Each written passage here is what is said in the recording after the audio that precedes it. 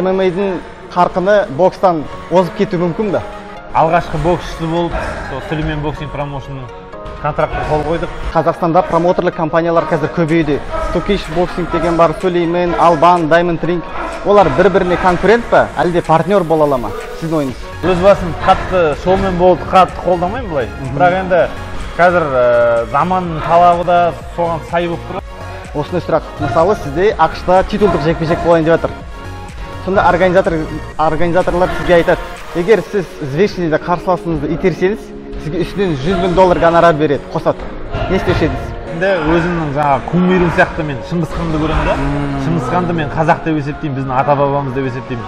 Тарихшылар айтып жатыр, оның Найман болып руы негізінде Жалайыр дейді. Мәскеуде титулдық жекпе-жек болады. Қандай белдік жайында? 100% деп айтпаймын. Жалпы жылқыға қатысты нәрсенің бәрін жақсы көремін. Ассалаумағалейкум, Дарабос ТВ көрермендері.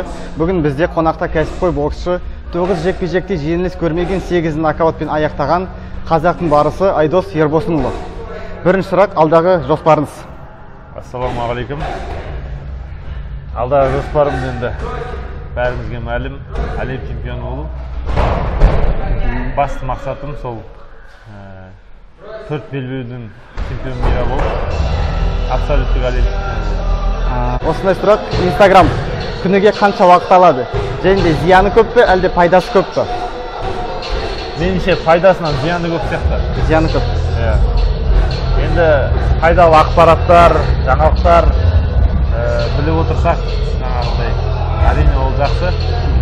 Бірақ көбінесе біз одан көп уақыт берілген мөлшер уақытынан өзімізге көп уақыт қоямыз деп ойлаймын да. Оның орнына мысалы үшін кітап оқысақ, немесе бір пайдалы видеолар көрсек, соның пайдасы көбірек па деп ойлаймын. Және де сіз жақында Сүлеймен Promotions деген жаңадан құрылған промоутерлік компаниямен келісімге отырдыңыз. Сол жайында айтып кетсеңіз, келісім шарт жайында. Мен осы Астанада жекпе-жек өткізіп, бірінші белбеуімді, бірінші титулымды жеңіп алдым ғой, Лоба Азия. Содан кейін менде как раз бұның алдында промоутерларым болған, олармен контракт растарға кетіп. Албан промоушн? Жоқ, Албан емес. Fight промоушн емес пе? Fight промоушнмен контрактта болдым. Контракт растарға кетіп, сол бос болған мен. Сонымен маған жаңағы Сүлеймен промоушн деген осында адамдар хабарласып, жаңағы атыраулық ағаларымыз, ол кісілерге рахмет үлкен. Сол кісілер хабарласып, жаңағы сен боссың деп мені нақтылап, сонымен кездесіп, келісімшарт ұсынып олар маған. Сөйтіп жаңағы алғашқы боксшысы болып, Сүлеймен боксинг промоушнның контрактқа қол қойдық. Аллаға шүкір, қазір жақсы жекпе-жектер өтіп жатыр. Жалпы Сүлеймен боксинг промоушн жайлы ойым өте жақсы. Аллаға шүкір, Алла бұйырса осы компаниямен бірге биік белестерді бағындырамыз деген ойдамын. Иншалла. Осындай сұрақ, Қазақстанда промоутерлік компаниялар қазір көбейді. Turkish Boxing деген бар, Сүлеймен, Албан, Diamond Ring. Олар бір-біріне конкурент па, әлде партнер бола ала ма? Сіздің ойыңыз? Менің ойымша бір-біріне партнер бола алады. Партнер бола алады. Әзірге бізде ондай конкурент деген жоқ деп ойлаймын, өйткені бізде қазір басты мақсат қазақтың батырларын қолдау, көтеру. Енді біз Америка сияқты жаңағыдай бокстың профидан мықты державасы болып жатсақ, ол кезде уже бір-біріне конкурент болады. Осындай сұрақ, мысалы сізде ақш-та титулдық жекпе-жек болайын деп жатыр. Сонда организаторлар сізге айтады, егер сіз взвешенныйда қарсыласыңызды итерсеңіз, сізге үстінен $100,000 гонорар береді, қосады. Не істеуші едіңіз? Бұл мысал ретінде ма? Мысал ретінде, иә. Енді қалай енді $100,000 енді ақша деген әрине бүкіл адам баласына керек нәрсе енді. Енді шыны керек қиын сұрақ екен. Ойланатын сұрақ екен. Ниетке байланысты дейсіз ғой? Ниетке байланысты. Егер енді ақша қатты керек болып тұрса, отбасылық жағдайларға байланысты қатты керек болып тұрса, меніңше ода тұрған ештеңе жоқ деп ойлаймын. Хайп жаңа халықты бір жағынан қызықтыру үшін жасауға болады. Осы сіздің келпіңіз, түріңіз, осы жүрісіңіз, сөзіңіз негізі бұлай шоуменге лайықты сияқты. Сіз өзіңізді шоумен ретінде көресіз бе негізі, болашақта болсын? Мен енді өз басым қатты шоумен болды, қатты қолдамаймын былай. Бірақ енді қазір заманның талабы да соған сай болып тұр ғой. Қазір мысалы халық сондай жақсы көреді. Енді арасында қосып тұру, шектен шықпай, арасында қосып тұру ол дұрыс деп ойлаймын өз басым. Өйткені халыққа неғұрлым қызық болды, халық соғұрлым сенің жекпе-жектеріңді тамашалайды. Мысалы Конор Макгрегорды алып қарасаңыздар, бірақ енді Конор Макгрегордікі меніңше шектен тыс шығып кетеді, жаңағы біреулердің жаңағы халқын жамандап деген сияқты. Ондайды өз басым қолдамаймын. Шектен шықпау керек, біз мұсылманбыз ғой. Айдар Шарибаевтың парақшасында бүгін жаңа интервьюдің алдында осындай пост көрдім. Бокс залы 1000 психологтан артық дейді. Және де соған 100% келісем дейді. Сіз ше? Мен де солай ойлаймын, өйткені бокс залына барған кезде жаңағындай адам өзінің жаңа көңіл күй болмай жүрсе, жаңағы залға барып көңіл күй көтеріліп қалады, жақсы жаман энергияны шығарып тастайды, өз-өзіне сенімділік пайда болады. Сондықтан бокс өте мықты нәрсе. Біздің боксшылар, мысалы шет елдің боксшыларынан, кубинистерден, мексиканистерден қай жеріміз артық және қай жеріміз кем? Осы екі сұрақ. Енді меніңше бізде қазақ бокс мектебі өте мықты әлемде. Біз бокс мектебімізбен мықтымыз да, бізде көбінесе ұзақ қашықтықта, орта қашықтықта, ұзақ қашықтықта бізде боксшылар жақсы жұмыс жасайды, және аяқтар жақсы жұмыс жасайды. Біздің сол плюсіміз деп ойлаймын. Біздің минусымыз, біз жаңағы жақын ара қашықтықта көп жұмыс жасай алмаймыз. Сосын жақын ара қашықтықты дұрыс қорғану, сол жағын біз жаңағы америкалықтардан, солардан үйренуіміз керек деп ойлаймын. Жай-жай қосу керек. Бірақ қазіргі мен қарап жатып, мысалы, қазір интернет дамыған заман ғой. Елдер мысалы жаңағы Канело болсын, Майвезер болсын, солардың біз қазіргі жастар солардың тренировкаларын қарайды да, өзіне жаңа керектілерін алады. Біздің мысалы біз жас кезімізде ондай қатты дамымаған еді да, бір-екі видео бар Рой Джонспен. Тайсон соны айналдырып көре бересің. Сондай болады да. Қазір мүмкіндік көп. Әртүрлі мысалы үйрететін программалар бар, былай қарап отырсаң. Сондықтан келешек жастар ол нәрсені де үйреніп алады деген ойдамын.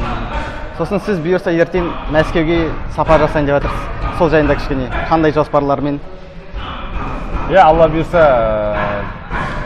ертең Мәскеуге жол жүрмекпін. Мәскеуде енді сол оқу жаттығу жиынын өткізбекшімін.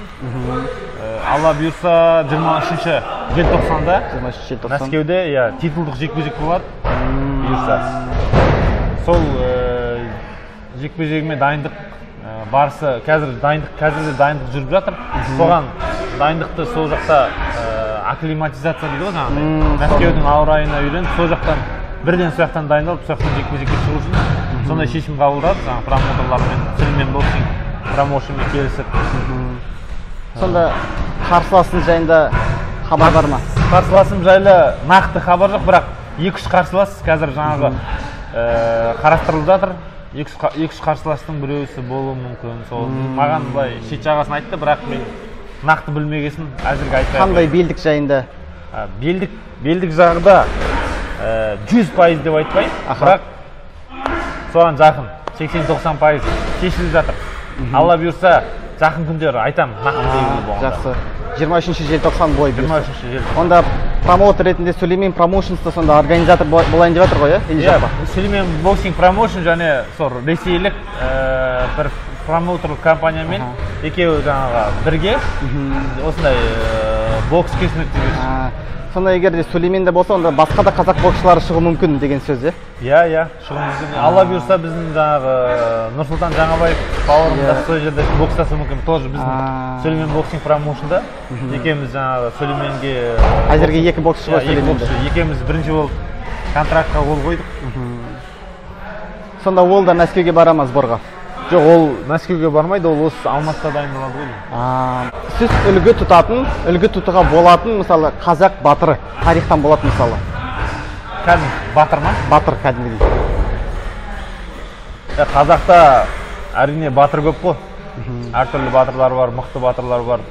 Енді мен өзім ойлаймын да, қазір тарих дамып жатыр ғой, кезінде біздің тарихымызды 100% өзгерткен да. Мен тарихи тұлға ретінде өзімнің жаңағы кумирім сияқты мен Шыңғысханды көремін да. Шыңғысханды мен қазақ деп есептеймін, біздің ата-бабамыз деп есептеймін. Өйткені қазір мына украиндық ғалым Белинский деген Шыңғысханның қазақ екенін дәлелдеп жатыр да. Және де ағылшынның бір тарихшы ғалымы ең әйгілі қазақ ол Шыңғысхан деп айтты да. Неге мысалы сондай әлемді дүр сілкіндірген бабамызбен бізге мақтанбаймыз да? Бізге Совет одағы кезінде, кеңестік кезеңде Шыңғысханды бізге жауыз қаншер қылып көрсетіп қойды да. Біз қазіргі психологиямыз сондай болып жүр. Бірақ қазір заман дамып, интернет дамып, халық білімді бола бастады да, халық түсіне бастады қазір не екенін. Мысалы көп деректерге қарасаң, Шыңғысханның 100% қазақ екеніне келсем мен. Өйткені Шыңғысханның құрамында болған рулардың бәрі ол қазір қазақтың құрамында. Шыңғысханның өзі де тарихшылар айтып жатыр, оның руы негізінде жалайыр дейді, немесе қият дейді. Сол қият жалайыр екеуі бір рудан болған дейді да. Енді соған қарағанда ол енді кім болса да енді әйтеуір қазақта ол қайырлы менің ойымша. Өйткені сол қазақ болғандығын бір кездерде нақты дәлелденеді деген ойдан бүкіл әлем мойындайды деп. Менің жаңағы айтып отырған тарихи тұлға батыр деп отырсың ғой, менің үлгі тұтарым сол Шыңғысхан. Сосын сондай сұрақ, сіздің хоббиіңіз бос уақытыңызда немен айналысуыңыз? Менің хоббиім өте көп негізінде. Бірақ ең жақсы көретіндерімнің бірі ол жылқыны жақсы көремін. Жылқымен серуен дегенді, көкпарға барғанды, бәйге көргенді, бәйге тамашалағанды, жалпы жылқыға қатысты нәрсенің бәрін жақсы көремін. Жылқының бірінші қолға үйреткен қазақ дейді ғой. Оның да тарихын айтып кетейін. Жылқы деген жалпы бұл қазір бүкіл әлем мойындап отыр онда. Ботай қонысы деген бар мынау. Осы Қазақстанда, солтүстік Қазақстанда. Сол Ботай қонысында алғаш рет археологтар тапты ғой соны. Ең алғаш қазақ жылқыны қолға үйреткен. Жақсы. Қазақстанда ММА кештері негізінде бокс кештерінен қарағанда жиі өтіп жатыр әзірге. Ол дегеніміз ММА-дің қарқыны бокстан озып кетуі мүмкін бе? Бәріне мүмкін әрине. Бірақ меніңше бізде бәрібір де бокстың көрермендері көбірек сияқты, өйткені бізде бокс қойылған да, баяғы заманнан берге жатыр. Сондықтан бізде келешекте қазір мына промоутерлік компаниялар өзің айтып отырсың көбейіп жатыр деп. Сол енді Алла бұйырса белгі. Бұл үлкен жаңалық, жақсы. Алла бұйырса бізде мына Геннадий Головкин ағамыз жаңағы қазақтың жаңағы несін танытып жіберді ғой бүкіл әлемнің. Мысалы Америкаға барсаң мысалы Қазақстан десең о Triple G дейді да.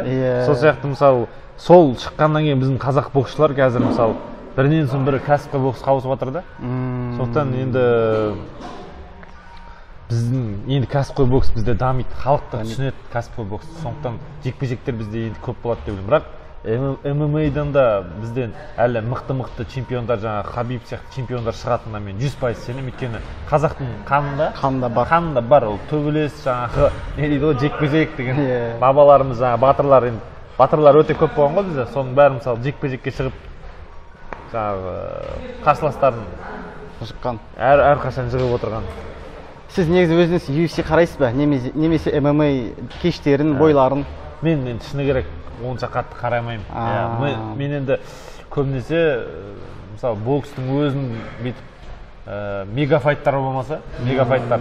Ал былай мысалы жекпе-жекке дайындалып жатқан кезде мен жекпе-жектер қараймын. Өзіме керекті нәрсе мысалы бұрында өте көп көретін жекпе-жектер. Қазір көп көрмеуге тырысамын. Жоқ дейсіз ба қазір? Қазір уақытта кішкене тығыз. Жағынан өзіме керекті информацияларды ғана аламын да, мен мысалы өзіме керек боксшыларды ғана қараймын. Мысалы маған по стилю келеді деп сондайларды ғана қараймын да. И және мегафайттар жаңағы мысалы сондайларды қараймын. ММА UFC-ден де сондай мегафайттар болса қараймын. Жақсы, рахмет сізге. Біздің көрермендерге енді бір-екі сөз айтып кетсеңіз. Құрметті осы Дарабоз каналының көрермендері, осы Дарабоз каналына тіркеліңіздер. Осы каналдан біздің қазақтың батырларының жаңағы берген сұхбаттарын әрдайым тыңдап жүріңіздер, әрдайым хабардар жүріңіздер. Жақсы, сау саламат болыңыз. Ассалаумағалейкум. Уағалейкум ассалам. Рахмет сізге.